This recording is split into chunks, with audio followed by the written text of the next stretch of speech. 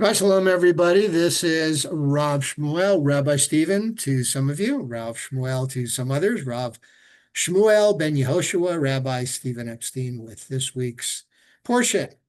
So before we start this week's portion, which, by the way, is the portion that I read from my bar mitzvah, I want to thank everybody that showed up for my birthday kiddush this past week. As you can see, I'm turning 70. I'm looking at myself in this. Yeah, where did all the time go, right? And also, those of you that showed up for services for Tisha B'Av, which actually was the day of my birthday. And Tisha B'Av, of course, is a very solemn day. It is a day of mourning where we fast and we remember the destruction of the first and second temples.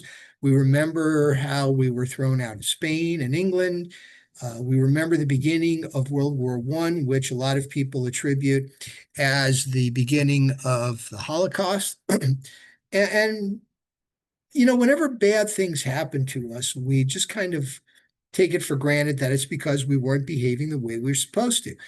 If you look at the Ahavta, the first paragraph of the Shema, and also the second paragraph of the Shema, the latter being the topic that we're going to discuss in this week's portion, we talk about what happens when you observe God's commandments. If you do what you're supposed to do, things will be good. If you do what you're not supposed to do, things will be bad. It's like any other agreement. So one of the things this reminds us of is that we should do our best to adhere to God's commandments. When we fall short, we make amends. We pledge to do better next time, and we go ahead and do that. And, that's the way that goes. So just wanted to refer to the service on Tisha B'Av. Some of you that were there remember that it was kind of unusual what happened. I'm not going to go into it in detail, but I will say this. One of the things that I learned, and every now and then, as you know, I like to share some personal experience I've had.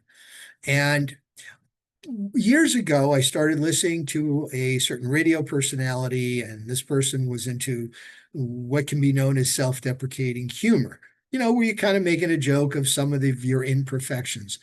And I started doing that, and I really started to actually enjoy it, which was weird for me because I've always been very, very sensitive. I haven't, taken teasing or whatever very well.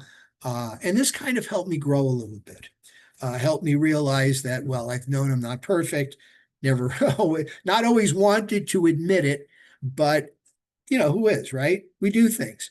And if you can laugh at yourself, and some of the crazy things that we do through life, it kind of helps. It helps alleviate the anxiety and the tension. And I truly believe it makes you stronger because you realize that, hey, I'm still a good person. I'm still worthy of respect and love and all that other stuff. And just because I mess up every now and then, it's still who I am. I'm still a good person. And I'd like all of you to take that with you. You're all good people. I know that I've made comments that, God came down to earth. Of course, that's a metaphor, anthropomorphism. After Noah, the incident with the ark, he looked at these people trying to build the Tower of Babel and wage war against heaven. And he said, man is evil.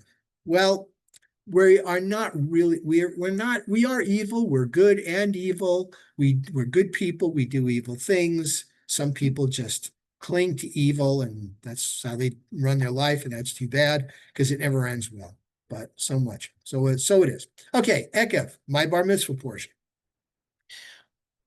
Moses is still exhorting. He's still discussing what's happened over the last 39 or 40 years with this new generation that is going to conquer and settle the land. And he's talking about some of the things that their parents did that led to their decline, that led to the fact that their children are the ones that are going to conquer and settle the land, not them. They were not up to the task. And they demonstrated that multiple times. God is very patient. And of course, we take this as kind of an example. People make mistakes. They make a mistake, and it happens. 2, 3 times, this is getting old. 4 or 5 times, it's like, you know what? I'm done. Okay, you're not going to change. This is who you are. We've talked about it. That's the way it is. Time to move on. And that's basically what God did. So Moses is reviewing these, and he is telling the new generation what happened. Now, toward the end of Parashat Eikev, and this is in our triennial cycle, is the second paragraph of the Shema. Those of you that have observed my services, either in person or maybe some have streamed it on Zoom, have noticed that I recite this part. I recite the whole Shema. The first paragraph, the V'ahavta, and you shall love the Lord thy God with all thy might, with all thy heart, with all thy soul. And the second one, and it shall come to pass if you do what you're supposed to do, then your rains will fall in the proper season, the earth will yield its produce, et cetera, et cetera. And if you don't, you're going to starve.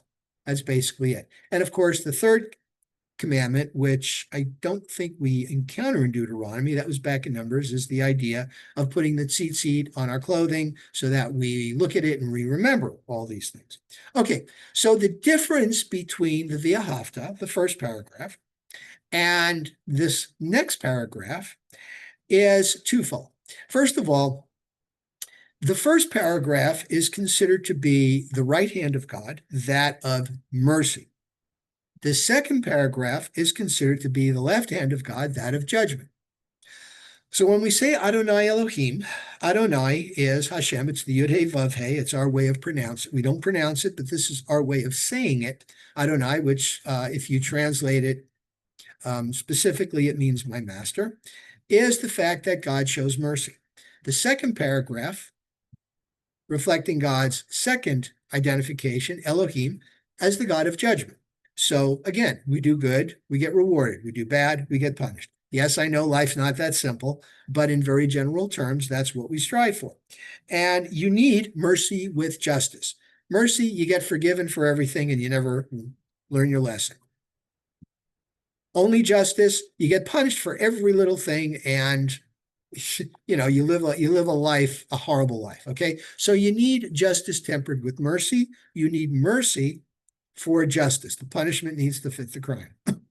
So the second paragraph is basically that of, let's call it what it is, karma. What you do, you get back. For every action, there is Newton's third law. For every action, there's an equal and opposite reaction. And so it is with human behavior.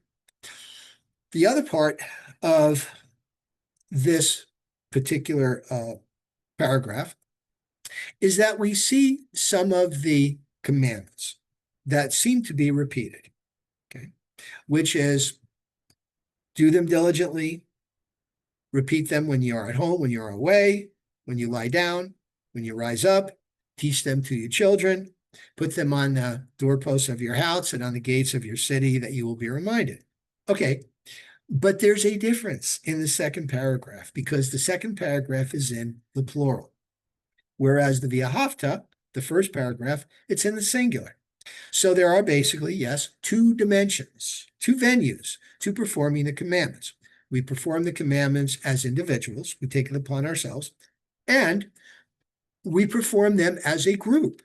So one for all for one, united we stand, divided we fall. It's very important that we all come together. Now, this is reflected in a lot of our prayers. So most of the prayers, I mean, I get up in the morning myself, and it's typically me, pull out my prayer book, put on my talit, put on my tefillin, and I go through my prayer service. So I'm observing on my own. When I do that, there are certain blessings and prayers that I do not say because they require a minyan of 10. And those specific prayers are sanctifications. Now, the sanctifications are the Kaddish. Yeah, Kaddish, Kiddush. Kiddush is for wine. Kaddish is Yikadav, Yikadash, Mirabah. There are 5 forms of them. The Reader's Chatzi Kaddish, the short Kaddish that we say. There is the mourner's Kaddish for those observing a Yortzeit, an anniversary of death, or if somebody has passed on within the first year. There's the full Kaddish, the long one. And then there's the rabbi's Kaddish that we say in the morning when we've studied something, and it's kind of an homage to our sages and saints that have develop these. And then there's the burial Kaddish, which is said, at gravesite when we lay somebody to rest. These are only said when there's a minyan, when there is a minyan of 10, because as a sanctification, 10 trials of Abraham, etc. 10 seems to come up. So the rabbis figured, okay, when you're sanctifying God, you need a group. Also, when we do the Amidah or Tefillah, when we're doing the repetition, we need a group of 10. Or in the conservative movement, 9 plus the tone. So this tells us we are a group. We support each other. We watch each other's back. Somebody's doing wrong, you set them right. Somebody's doing right, you acknowledge it. Okay.